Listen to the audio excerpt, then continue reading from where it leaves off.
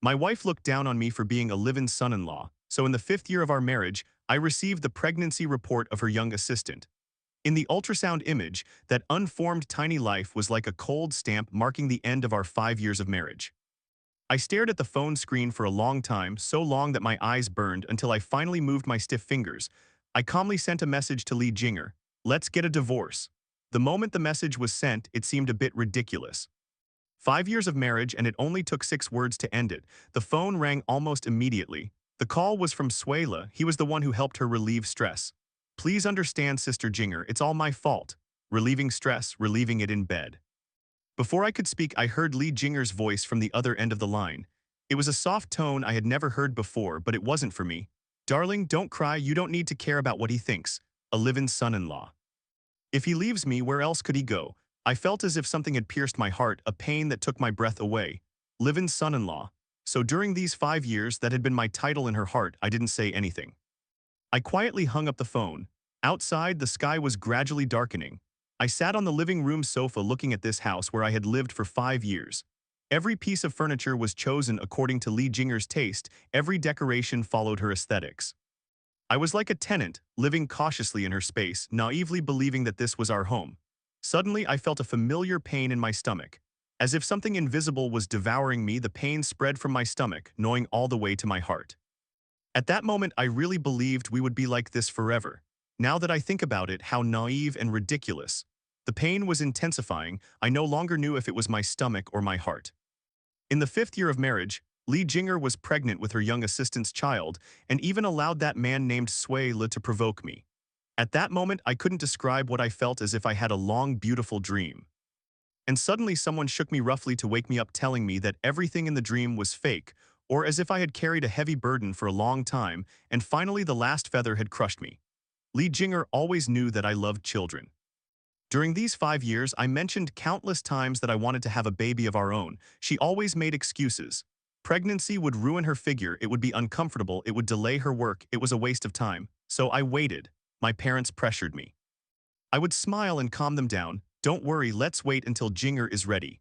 When friends asked, I would wave my hand. "We want to enjoy our married life a bit longer."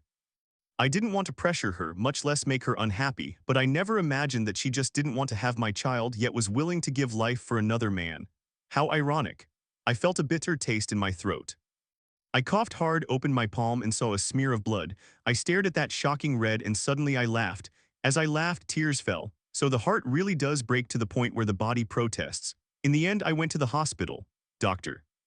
Ma, who treated my stomach, saw me and frowned so deeply she could trap a fly.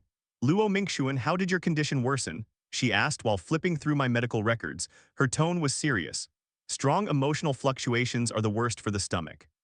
You must learn to control your emotions, otherwise a perforated ulcer will be the least of your worries." I nodded with my usual smile. "I know, Dr. Ma. As long as I stay away from Li Jinger, I will no longer have to live like a securely lacking madman, guessing her mood every day, waiting for the attention and affection she occasionally gifted me." After the treatment, I was in no hurry to go home. That house was full of Li Jinger's traces, but there was no place that was mine. I walked aimlessly down the street. Parents holding hands with skipping children, white-haired elderly supporting each other, couples laughing and playing. Only I was completely alone, like an errant soul abandoned by the world. I found a bench and sat down, almost as a form of self-harm. I opened my phone, searched for Suela's WeChat, and entered his moments. I scrolled down, post after post.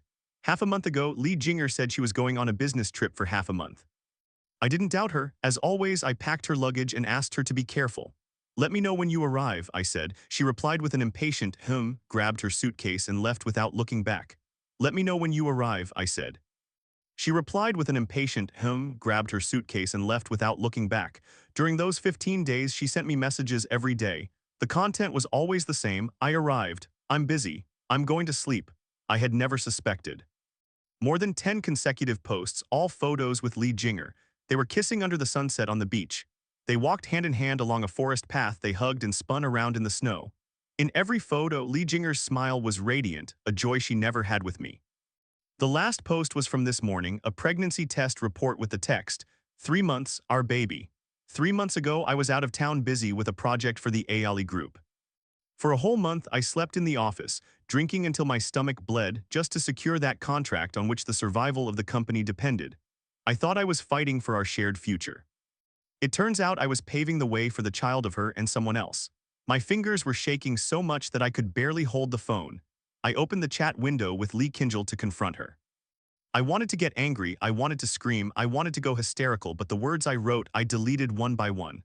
What was I going to say? The evidence was right there before my eyes. Who was I going to show my anger to? She didn't care. A heartbreaking pain flooded my chest. It almost choked me. I checked the few messages between Lee Kinjal and me. Most of them were long texts from me and her two-word replies. Then I saw her comments on Sue Bailey's posts. Sweet nicknames, playful emojis, undisguised love. Suddenly my heart went cold. It turns out some hearts never warm up no matter how hard you try. You offer your sincere heart and she despises it. You exhaust all your enthusiasm and she takes it for granted, so be it. I turned off my phone and looked up at the sky. The glow of the sunset painted the clouds a reddish-orange. It was beautiful, beautiful, but a bit tragic, just like these 5 years of mine, burning myself to light up others, only to be reduced to ashes. But it doesn't matter, new flowers can also bloom from the ashes. I took a deep breath, stood up, and went back home. There's still a long future ahead. I can't keep wasting my life on one person. Sue Bailey is the younger neighbor of Lee Kinjal. 5 years younger than her. According to Lee Kinjal, Sue Bailey had followed her around since childhood, calling her Sister Kinjal. Sister Kinjal. Later, the Sue family moved away and they lost touch. Until half a year ago, when Sue Bailey applied for a job at the Lee Group and became Lee Kinjal's assistant. Since then, Lee Kinjal's life was filled with Sue Bailey's shadow. She started standing me up frequently because of Sue Bailey, even on our wedding anniversary. She said Sue Bailey was alone and deserved pity in this city, and insisted on bringing him with us. The candlelight dinner I had painstakingly prepared turned into an awkward meal for three. I argued with Lee Kinjal about this. He is your assistant, not your family. But Lee Kinjal got angrier than me. Luo Mingxuan, can't you be less petty? Bailey is like a brother to me. What's wrong with me taking care of him? At that moment, I believed her. I thought she was just soft-hearted, that she just valued relationships. Thinking about it now, I was incurably stupid. What brother sleeps with his sister and gets her pregnant? Swallowing my bitterness, I started packing my things. There weren't many of my things in this house, just a few clothes, some books, a laptop. Looking around from the nearly empty drawer, I found that every corner of this house held memories of Lee Kinjal and me. Walls full of photos, our trips together, cooking together, blowing out candles on birthdays. In every photo, I was smiling like a fool, believing I had captured happiness. Now, looking at them, I only feel irony. I took down all the photos and put them into trash bags, 2 large bags. Throwing them into the bin, I felt an unexpected relief, as if a heavy burden had been lifted, a mask of 5 years of pretense. In the end, in this house, apart from Lee Kinjal's things, nothing remained, not a trace of my existence. Fine, I came with nothing, I'll leave with nothing. That night, I slept surprisingly peacefully, with no insomnia, no nightmares, and I didn't even think about Lee Kinjal. It turns out letting go of someone isn't as hard as I imagined. The next morning, I contacted the lawyer I had looked up a while ago and drafted the divorce agreement. I didn't want anything. I would leave with nothing. This house was never mine, I just wanted my freedom. When I got home with the agreement, the living room was unusually bright. Lee Kinjal was sitting on the sofa, frowning as she looked at me. Where have you been so early? If you don't want to be in this house, get out. All these years, she always spoke to me with that condescending attitude. She never considered my feelings, nor did she care if her words hurt me. In her eyes, I was probably just an accessory she could summon and dismiss at will. I looked at Lee Kinjal. I hadn't seen her in 15 days, and she was certainly a bit fuller. Her belly under the loose coat wasn't very noticeable yet, but it radiated that soft glow of pregnancy. I said nothing and, as usual, went to the kitchen to pour her a glass of juice. During pregnancy, her stomach would get upset. Drinking something sweet and sour would relieve her. Lee Kinjal took the glass and took a sip. Her frown relaxed and her complexion improved. She shot me a sideways glance and said in a neutral tone, "Don't think you can win me over with this. I haven't forgotten about your tantrum last time." I couldn't help but laugh bitterly. Tantrum? How dare I throw a tantrum at Miss Lee? These past 5 years I have lived carefully, fearing to anger her. If she is in a bad mood, it's my fault. If work goes badly for her, it's my fault. Even if the weather is bad, she blames me. When she finished her juice, I took the divorce agreement out of my bag and handed it to her. Lee Kinjal took it, and upon seeing the title of the document, her expression suddenly changed. She scanned it quickly and let out a cold smile. "Ha, Luo Mingxuan, are you serious? Are you really willing to leave with nothing? I looked at her calmly. You're pregnant with Sue Bailey's child and I'm giving up my place for him, right? That's fine. Hearing this, Lee Kingel's frown relaxed, as if to say, so that's why. Her tone was light even with a touch of pride. Anyway, didn't you want a child, a good life for him who wants to go back? I said in a flat tone. Lee Kingel, did you forget who spent days and nights begging for investments when the Lee Group was on the verge of bankruptcy, who got stomach ulcers and bled to secure those contracts? Without me, how could you be sitting here as President Lee? There was a few seconds of silence on the other end of the line. Lee Kingel's voice grew colder. Luo Mingxuan, don't flatter yourself. Those contacts belong to my father, they have nothing to do with you. My heart felt half frozen, but more than anything I felt a sense of relief. So in her mind, all my sacrifices were worthless. Fine, so be it. I said that and hung up directly. Then I blocked all of Lee Kingel's contacts. From today on, I will live for myself. I spent the next few days with extraordinary peace, no longer suffering over Lee Kingel and Sue Bai, no longer draining myself inside, without having to go to the company to deal with that senseless drama, with a little money and some free time. I did whatever I wanted until one morning I was awakened by an insistent ringing. Lee Kingel called from another number. As soon as I answered, she unleashed a torrent of abuse without warning. Luo Mingxuan, what are you doing? That important project needs to be signed in a few days. Get back here immediately. I pulled the phone away. I waited for her voice to quiet down a bit and answered listlessly. Lee Kingel, we are divorced. I also resigned. What obligation do I have to work for you? Luo Mingxuan, Lee Kingel, clearly furious, muttered a threat through her teeth. My patience has its limits. If you keep this up, don't blame me for making it impossible for you to stay here. But I was not intimidated. I will be leaving soon anyway. Who cares about her threats? And then what? I replied coldly and hung up again. That night I had just washed up and was ready for bed. When Lee Kingel called again, I rejected the call.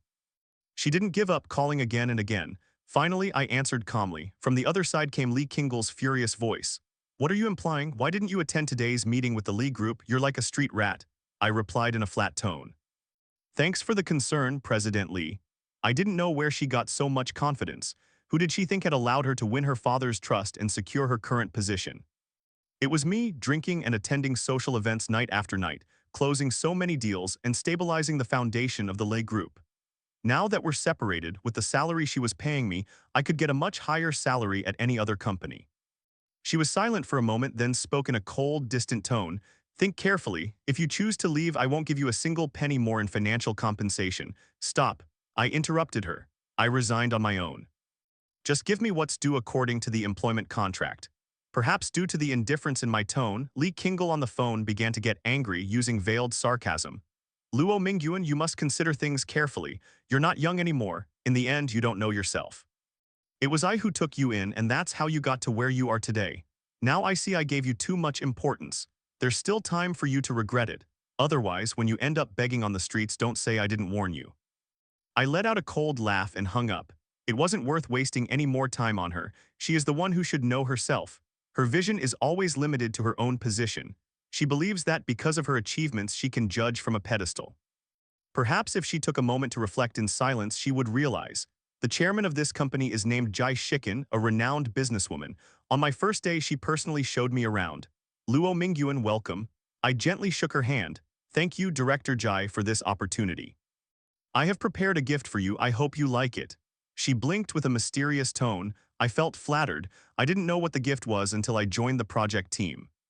It was exactly that key project in collaboration with the Lee Group, and I was appointed as the project manager.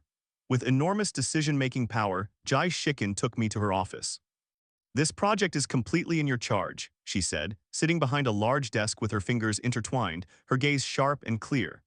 You have the authority to terminate the cooperation with the Lee Group, but on the condition that you find a more suitable partner to maximize our benefits. I was puzzled. Why? As far as I knew, Jai Shikin and the Lee Group had been cooperating for years with deep connections and had always been in harmony. Suddenly terminating the cooperation made no sense, neither emotionally nor rationally. Jai Shikin leaned forward slightly, resting her fingertips on the table. Suddenly terminating cooperation makes no sense, neither emotionally nor rationally. She leaned forward again with her fingertips touching the table, and a playful smile appeared on her lips. The reason is simple. That woman named Lee Kingel really rubs me the wrong way. That's reason enough. I was speechless for a moment. That reason was undoubtedly too personal and too capricious, but she's the boss, she decides. Why do you trust me so much? Even so, I dared to ask. Letting me join the company directly at a high position was already an exception. Handing such a critical project directly to me, given my background with the Lee Group, was a massive risk.